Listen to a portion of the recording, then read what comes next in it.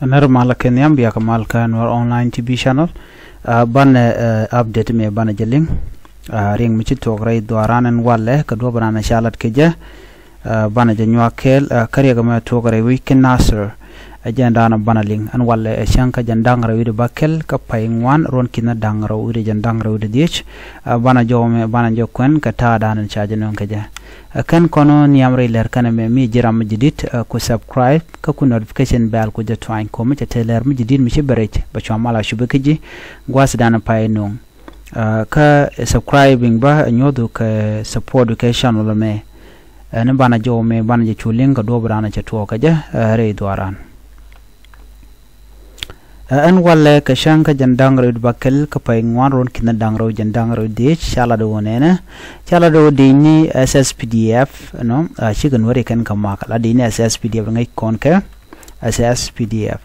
kan din to chala do shigan wari kan kamakare we kan nasr te ka doro kan kamakan walle chala do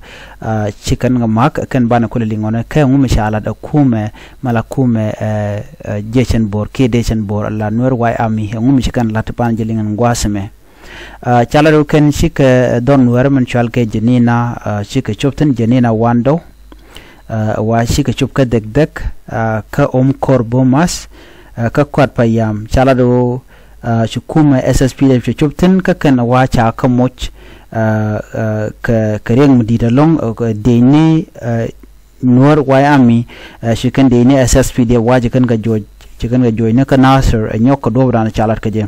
wache deni kirm yadi la SSPDF wache kam lonki shikana jega beje lonko do badana joy ka ejection bor allo kan wo woniam wacha kanak ka chaka jojok ka do badan cha kwen ke jam men bi anga ejection bor ready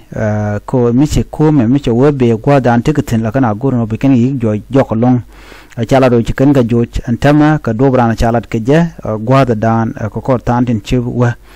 janana gore de nyoga yakele no ngojejen bor ngoda we ka mubume ka joiken kume abishok gwelok SSPDF ke neten konden chalke Ugandan netin chikorien mat ka jakel ko biken wari biken kanak re kanti niken chitke mengayen no chala do kan wati kan ga kantin di shop ka wel bakel re kantin ta to ni de konen luka jang wa kantin dang bakel kantin dang bongman tidin nasir tin kana wulang waken kantin konin be ni kana longti loke janki loke kume SSPDF na mamesha dola wale re which ka Sudan ke juba ko kan kantin titi wate kan pin aspele mayo walin kan Dr. Yang Machar no ka do badani kan lat keje ajen jowanda na gore de nyoga kelan ban nyawo jikala radian biatemal bye bye